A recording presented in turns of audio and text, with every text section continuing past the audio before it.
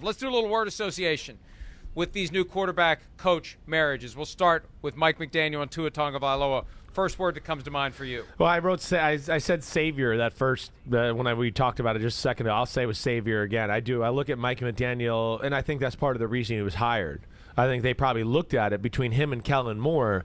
Kellen Moore, that offense, they asked Dak Prescott to throw the ball in a more traditional way and make big throws down the field. Not Tua's game. Absolutely not.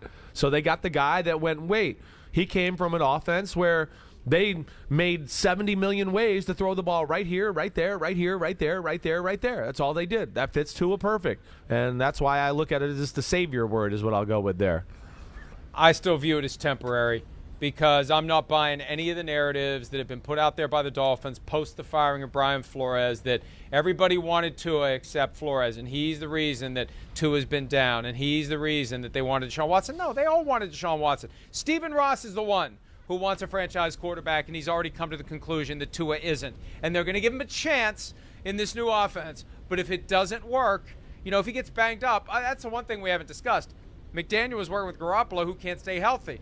Tua has had issues staying healthy. So, this new offense exposes you to contact, apparently, and Tua may end up not being able to play. So I think regardless, it's not going to last long, and eventually they're going to be looking again for a franchise quarterback, the guy that Stephen Ross covets. Not that he doesn't have other things to currently worry about, like, maybe having to sell his team. Josh McDaniels and Derek Carr, first word that comes to mind. Robots. I don't know. That's the first thing. I look at Josh McDaniels. He's a robot. He really is.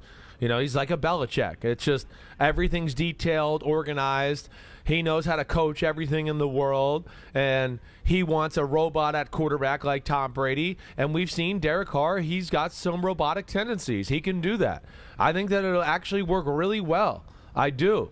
I look at Derek Carr. I just think the way he's handled himself in the Gruden offense, this is going to be a total mental flip around for the language of the offense, some of the rules of the offense. He's going to have some things where he with John Gruden, he's going to go, hey, that was cool. We used to do this with Gruden. And Josh McDaniels is going to go, oh, yeah? Well, I used to do this with Tom Brady, and my way is really cool. So watch this crap. And he's going to go, whoa, it is cool, but damn, there's a few more things to think about there. They got to rewire the robot a little bit, but these are two robots, I think, together that can do some things and do some damage in Las Vegas.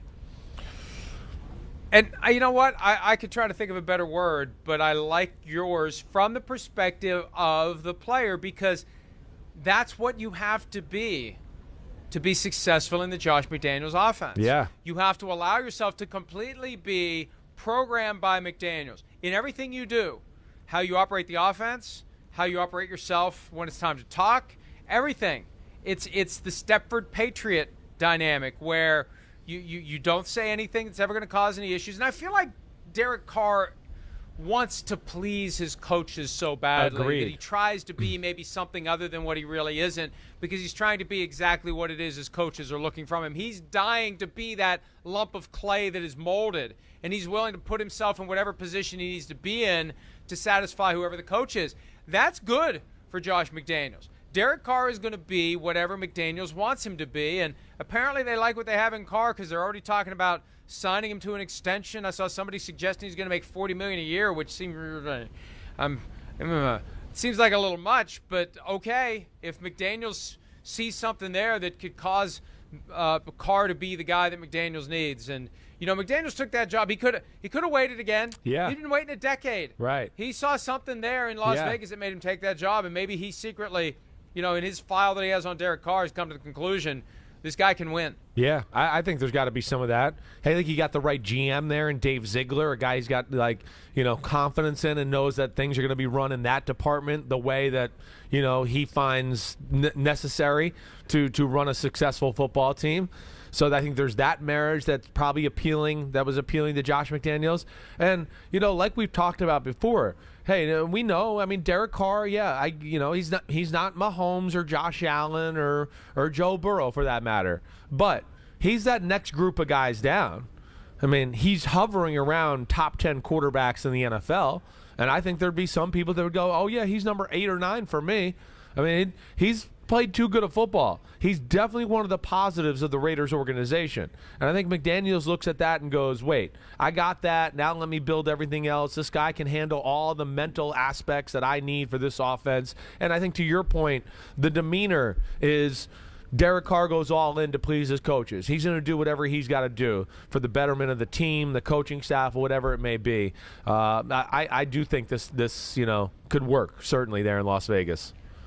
Well, and I agree with everything you said. And it could be kind of like the flip side of what we've seen with Tom Brady and Matthew Stafford, where you have established quarterback that goes to a new team and has great success right away. It could be you have established quarterback who stays put, but new coaching staff comes in and changes everything and gets more out of him than anybody ever has. That's possible. Yeah. Tough division, especially if Aaron Rodgers shows up in Denver, but Derek Carr may be in a position to hold his own. Brian Daboll and Daniel Jones with the Giants. First word that comes to mind.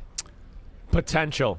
I think that's what I look at. I look at Brian Daboll. I mean, I love the hire. We talked about it a little to start the week. I mean, I'm so excited for what the Giants are doing. I'm as excited as I've been since Tom Coughlin. Brian Daboll, love his offense, love that he's the head coach. They got Wink Martindale as a D coordinator. I mean, come on, Big Blue. But I think just as far as Jones and Daboll together, first off, I think Daboll has potential to be an awesome head coach.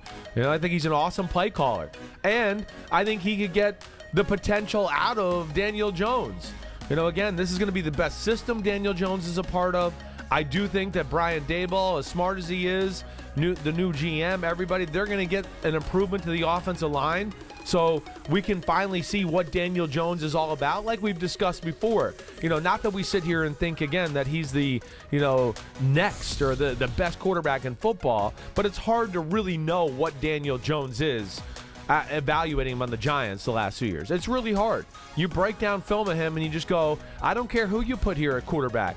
There's so many issues with that offensive line. It was the worst offensive line in football. It's not even close. It's so bad. So that's where I look at it. Daboll, his potential, and hopefully he can get all the potential we want, as Giants fans, out of Daniel Jones. Josh Allen Jr. is what comes to mind for me, because that's what they're trying to do. They wanted it last year. Right. They wanted Daniel Jones to make that same third-year jump that we saw from Josh Allen. Now you got the guy who engineered it, who's in a position to take what Daniel Jones can do. It gets back to what we were talking about earlier. What the guy does well, bring it out of him. What he doesn't do well, like trip over the 15-yard line, have him not do that. So I think there is potential there, and I think the goal is to make him not necessarily Josh Allen, but something in that vicinity. Doug Pederson and Trevor Lawrence. I guess, I want to say, been there, done that.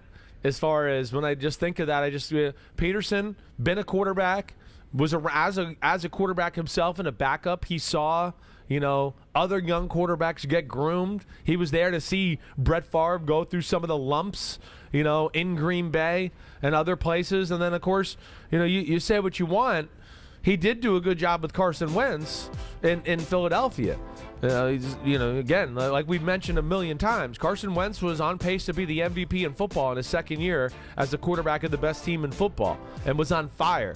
So he does know what it takes at the position, to not only as a coach, but having the fact that he's been there as a player to steer a young quarterback like Trevor Lawrence in the right direction and make him a better player. And hopefully that happens down there in Jacksonville. I'm going to say curiosity. Yeah. Because of all the marriages, this is one I look at and I say, I'm just curious. Yeah. Because it felt like Byron Leftwich was their first choice to work with Trevor Lawrence, but Leftwich didn't want Trent Baalke there, so it all blew up, and Shad Khan, the owner of the team, decided to pivot to Doug Pederson. I'm just very curious how this is going to work. Is it going to work? There are unresolved questions about what happened in Philadelphia. Can he really get the most out of Trevor Lawrence? We'll see. Last one, Kevin O'Connell, soon to be named head coach of the Vikings, we think. It's not done until it's done. And Kirk Cousins. Well, it's what is a word I want to use here? In part of the family, I guess, is what I want to say here. And what I mean by that is we know Kirk Cousins has history with McVay and that coaching staff there. So this is going to be O'Connell's going to a place where he's being told good things about Kirk Cousins. McVay loved Kirk Cousins. He was, back to like our Derek Carr McDaniels thing. He was a robot. So you could be a robot that McVay could wire, and he'll do exactly that. Like Sean said to go here and read this guy. Okay, I will. I'm a robot. I mean, that's Kirk Cousins to a degree. His issue is like what you've talked about before. It's when there's nothing there, and the ability to make plays off schedule are not his top notch. But he's part of the family. Kevin O'Connell coming from a coaching tree that likes Kirk Cousins, and I think within Kirk Cousins, it's good to have somebody in that family because, yeah, he's gonna know. He's gonna know it a little bit.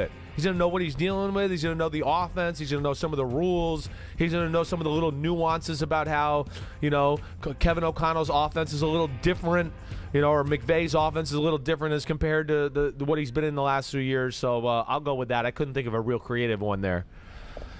He loves him. He loves him not. I mean, I still don't know, because part of working with Kirk Cousins for a year in Washington, they were together. O'Connell was the quarterback's coach, and Cousins obviously the quarterback. And I don't know. I don't know what O'Connell really thinks of him. I know Sean McVay acts like he really likes him. And there was apparently some chatter last year that Cousins was a guy that the Rams would try to get instead of Stafford. Interesting to know how that alternate reality would have played out if Cousins had been the quarterback. But there are limitations to Cousins' game. When everything goes well, he's spectacular. When things don't go well, he doesn't make chicken salad. That's the problem. So they're going to have to come up with a way with Kirk Cousins where he makes chicken salad out of chicken crap. And that's where his biggest failure has been. Because any great quarterback at some point is going to have to make a play when the play isn't there. And I rarely see Cousins do that. No, that's right. I mean, I think that's what we're talking about when you talk about the elite quarterbacks in football right now. And again, I got to go through it in my own mind. But I think there's about 6, 7, 8, maybe even 9 right now in this league where you go through it and you go, wait, these guys when nothing's there, still like, man, the defense wins 10 plays a game, but somehow the quarterback found a way to win 6 or 7 of those plays. That is what a great quarterback does. And we saw that just in the Super Bowl. I mean, there's a few plays. Again, we talked about it yesterday, the great no-look throw down the middle. I mean, it's covered. Von Bell's in the area. He's going to, Cooper Kupp's not going to be able to pass the ball. But the fact that Stafford stared over here, it took Von Bell that way, and that was just the 2 or 3 inches they needed to get the ball behind to make that play happen. So that's the value of the great quarterback, to your point, Mike. Hi, I'm Mike Tirico, and thanks for watching. Make sure to hit subscribe for the latest news and highlights from NBC Sports.